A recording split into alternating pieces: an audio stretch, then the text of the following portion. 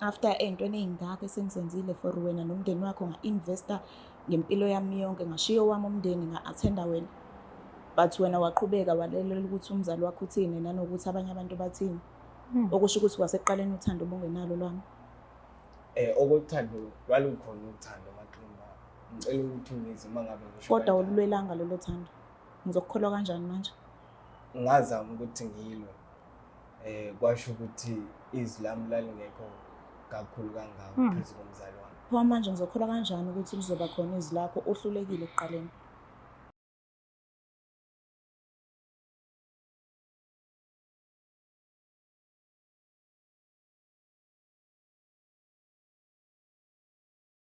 Ngiyanibingelela lonke ababukeli be-Black Life TV kuhlelo esilibiza ngokuthi i-Love Back. Igama lami nguStufuza Dlangamandla Zulu. So njengoba sivakashela namhlanje nakanjani, shuthi insizwa le esihleli nayo ikhona lo muntu osaspecial enhlizweni yakhe afisayo ukuthi baphinde bazame ukuhlanganisa ingxoxo zabo zothando. Angazi noma sizowina ucu futhi noma cha. Sike sibuke ukuthi ngabe kuzokwenzakalani. Sabona njani? Ngiyaphila sesinjani. Ngiyaphila nami. Ngicela igama nesibongo nala ubuya khona. Ngingukosinathi mina ngwakamngoma isibongo. Ngisuka endaweni yaKaMaphumo. Okay. So manje usuka khona noma uqashile somewhere la eThekwini? Uqashile ngokwetofisi. Okay, all right. So ungichazele kabanzi ke nge-relationship yakho nomuntu wakho iqale nini, iqale kanjani and kwenzakalani nje ukuze nifinyelele la khona nakhetha ukuhlukana khona. Ungilandise nje la kuqala khona yonke into yenu babili. Oh yebo. Okusho ukuthi umuntu wami besisuka naye kude kakhulu ngoba i-relationship yethu iqale nje sisukela esikoleni. Okay. So inkinga ke esiye saba nayo ukuthi sisasesikoleni yena bemdala ehamba engaphambili nangokwamaklasi. Kodwa into yethu ke bekuyinto ebukekayo nelangazelekayo nomuntu oyibukayo. Siyesa kusabamsana ke sabamsana kwaba ukuthi siyaphuma esikoleni uthola umsebenzi uyaqhubeka nempilo.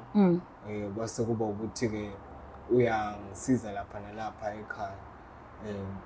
Ngenza izinto nje eziningi wangisupporta kakhulu ngingakasebenzi. So ngokwesimo ke sokuthi ke ekhaya abazange bemthande ngesimo sokuthi babekhuluma indaba yeminyaka yakhe ukuthi usekhulile angeke asabathola abantwana.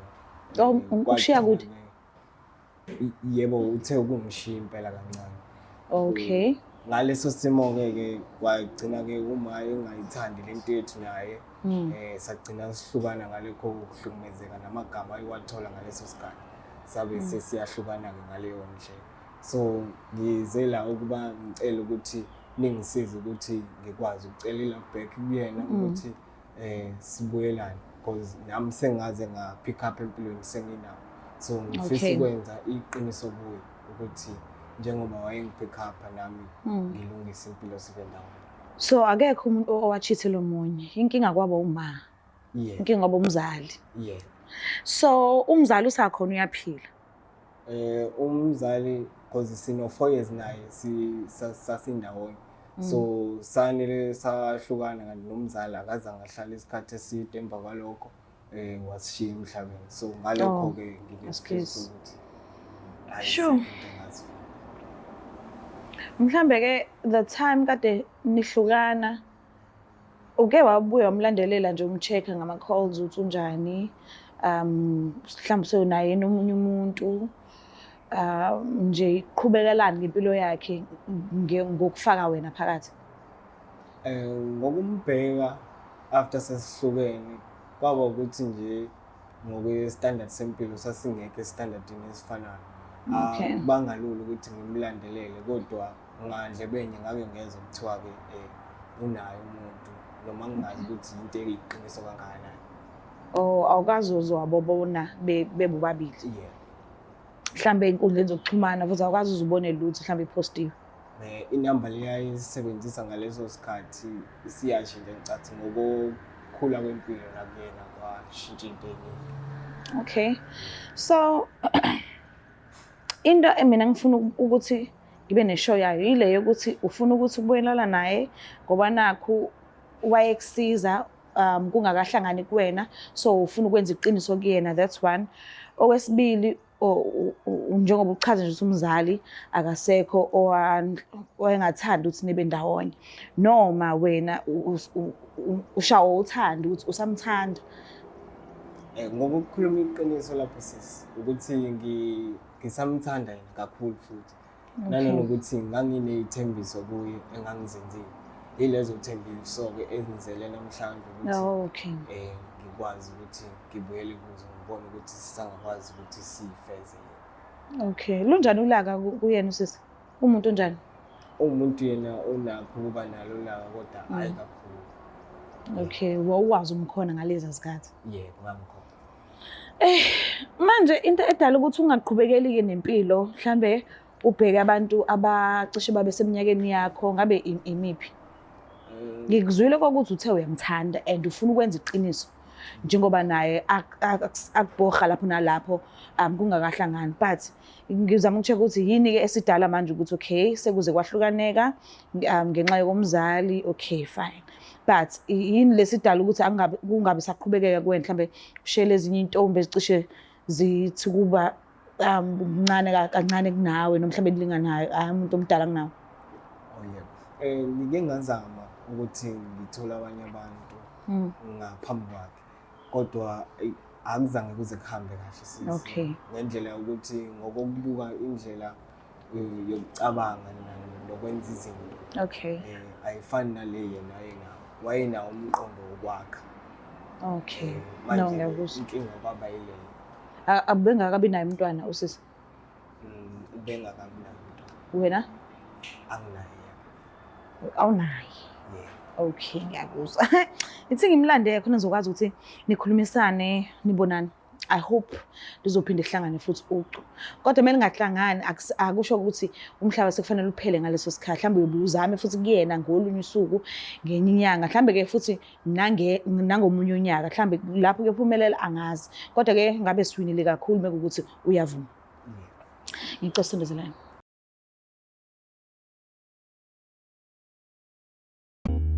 Kuthiwa intaba ayihlangani kodwa abantu bayahlangana. Thina kwa Black Life Traditional Pharmacy sithi amanzi lapho akama khona ayophinda ame futhi ukuze ubuyise isithando sakho. Luqale phansi uthando lushisa amalanga. Faka i-order namhlanje uthole isikhafulo sokubuyisa umuntu wakho, isithando seminyaka esikade saduka. Noma ngabe udukizolo ukuze ufake i-order shayela u-062 219 7748. Thina umsebenzi wethu ukudilivela wena mawufaka i-order makumba mano umhlaba akukhathaliseki noma ukuphi. Black Life Traditional Pharmacy izimpande zama-Afrika.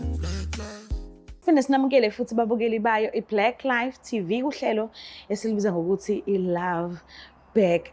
Ngithunyiwe-ke ngithunyiwe abaphathi baka Black Life TV bathi angichaza ukuthi kusuka ngomhla ka-1 sebenesitolo esisha esise Beach View.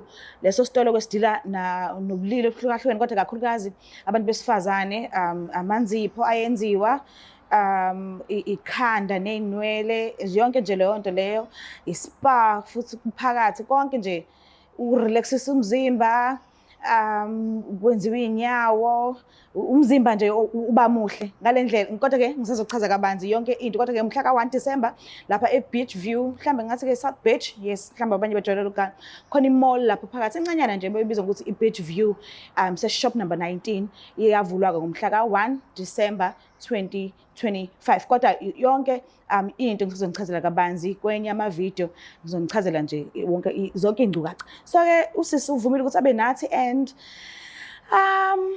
angazi kodwa ke ubhuti mengikhuluma naye ngale ndlela ukuthi okay uyangichazela ukuthi isimo sikanjani and angazi noma sizokwamukeleka noma cha. Kodwa ke asike sizwe ngoba asazi ukuthi kuzokwenzakalani. Sawubona njani?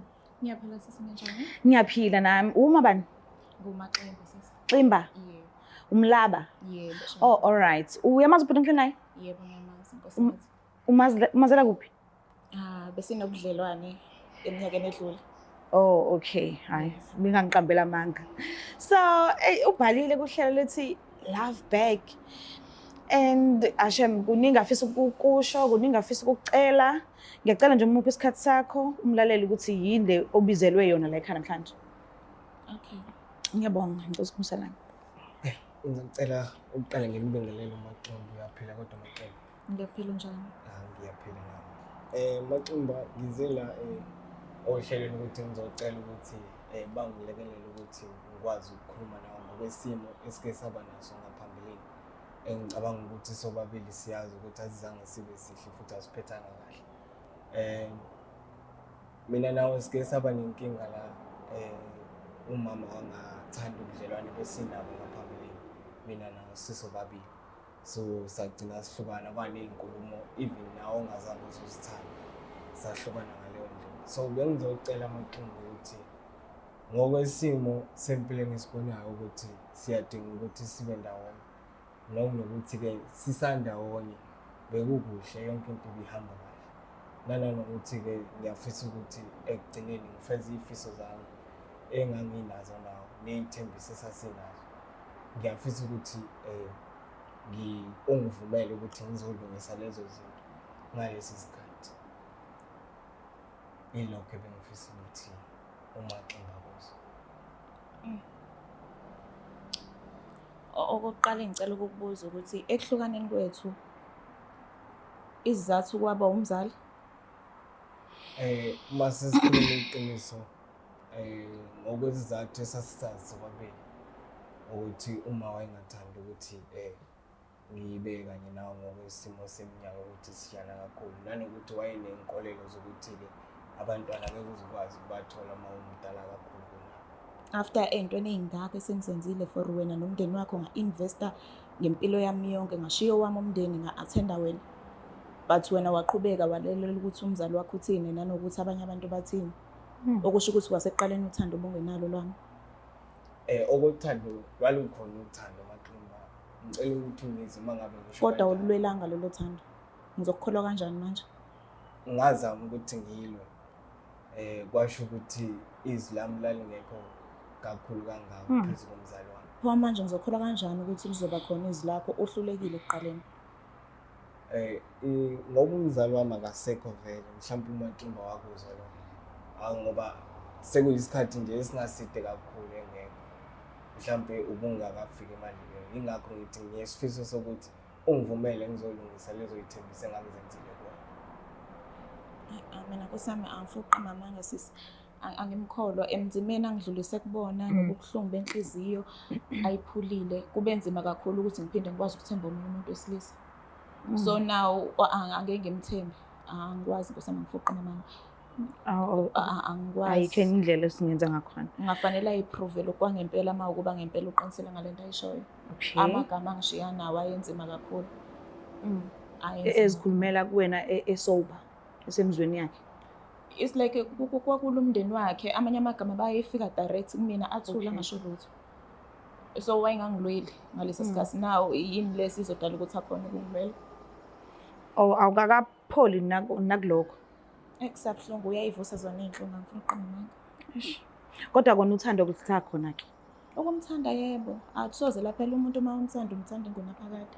Suke kuyilezo zimo nje kuphela ezinhlukanisayo, kodwa yena angithembi. Ubungakatholi omunye umuntu. Ukhona. Okay, ngangizwa. Mase kukhona omunye umuntu uthanda ukuthi understand, nanokuthi-ke akakapholi enhlizweni, nanokuthi akathembi noma uqinisile yini. So usadinga ukuthi uziprove. Mhlasimpe uma ethi uMaqembu omunye umuntu ukhona mhlampe umuntu ebenisaphilisana naye noma kukhona okuthize asekwenzile uMaqembu. No, umuntu esiphilisana naye nje. Engicabanga ukuthi uma ukuthi uMaqembu uqinisile uma ethi kusangenzeka ukuthi uthando lwami unayo, mhlampe bekusangalungiseka uma ukuthi kusakanjani. Mhlawumbe masilungisa engakubuza ukuthi silungisela phezu kwani, yini le uza nayo kufanele ngiyishiyele umuntu wami ngize kuwena engingayitholi umuntu wami. Maqembu mangisikhuluma iqiniso, mina nawe sasiney'thembiso zokuthi ngelinye ilanga mhlampe sigcine sisemshadweni nabantwana bethu. Angithi kunjalo Maqembu. Ilezo thembiso engize nazo ukuthi ngoba wawuhamba ngalesa sikhathi wawazi ukuthi ngangingekho esimeni sempilo esiright ngoba wawazi ukuthi izinto ey'ningi wawungisapotha kuzo okuyiqiniso lokho. Kodwa-ke manje njengoba sengi-right ngifuna ukuthi ngizofeza lezo y'thembiso engazenza kuwena. Kusho ukuthini nje enhlizweni yakho ukuthi ubuyile nangu? Yes, ehamba washiya nje edwebe umaka obuhlungu enhlizweni nasemqondweni. But ukuthi ubuyile lokho kusho ukuthini nje kuwena enhlizweni yakho? Ungacabangi nje nanocabanga nje izothanda nananani, kodwa nje ukuthi abuye. Sisangifoqa mamanga, ngiyajabula ngoba I think loya sorry bengulindele bengudinga ukuze inhliziyo yami iphole. I think ikhona engxenye yami ezoba relieve nokubuya ukuthi ngiyithembe kancane. Okay. So mawuthi udinga ukuthi aziprove mhlambe ungadinga isikhathi singakanani? Sengingayakena ukuthi uyiprove ngani kuqala. Okay.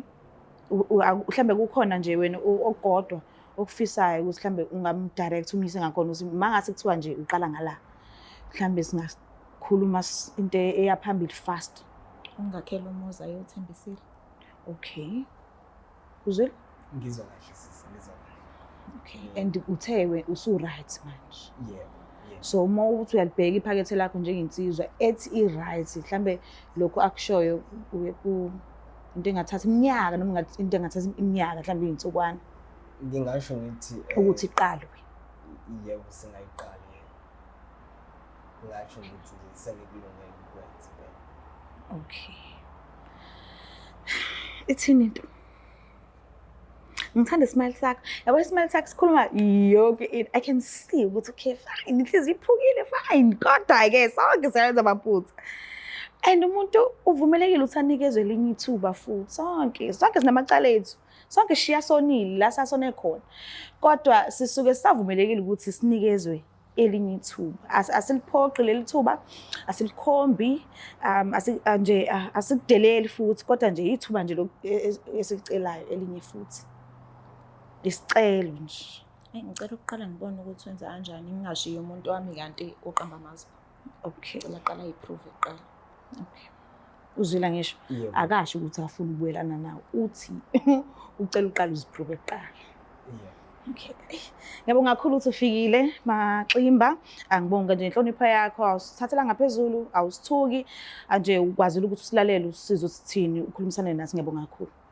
Ngibukela lapha ekhaya sizoyiphetha la ngizwele nani ukuthi hamba kanjani and ezinye izinto ziyaphila la eminyango abanye abantu bayaphila la eminyango indlela impilo abayiphila ngayo inikeza ithemba kakhulu nakubanye abantu uthola ukuthi sebakhathala kudala kanti ithuba lisuke lihlangavela kuyikona ukuthi wena uyasaba ke awufuni uphumela obala kodwa mawubona ukuthi khona la engona khona buyele emumva mawazi ukuthi wona buyele emumva hamba uyoxolisa nanoma bekuthiwa ke awusafuni ukuthanda okusurasi la khona kodwa mawazi isikhonto uyonile shona emumva uhamba uyoxolisa ukuthi kuzophindisana kahle kungabi khona umunye ohleze ehluthukele omunye ingasahlangana sendleleni lokho kushintsha indlela isidingo singekho ukubalekile ukuzehlisa kubalekile ukwazi ukuxolisa kubalekile ukwazi ukubonga kubalekile futhi ukwazi ukupha so zonke lezi zinto lezi umuntu nje uphila emhlabeni ziyakudinga hayi nanokuthi into okufanele uyiyele esikoleni uyoyifundela khona uhlale liphethe edeskini into okufanele uyifunde ekhaya ukuthi okay bonga xolisa uyacela uyapha so ngicela ungakhohlwa usubscribe ulike ushare mhla ka 1 December ngicela nizeni ngobuningi beni ngisazochaza kahle kwi video ukuthi kwenzakalani lapha eBeach View eSouth Beach bye.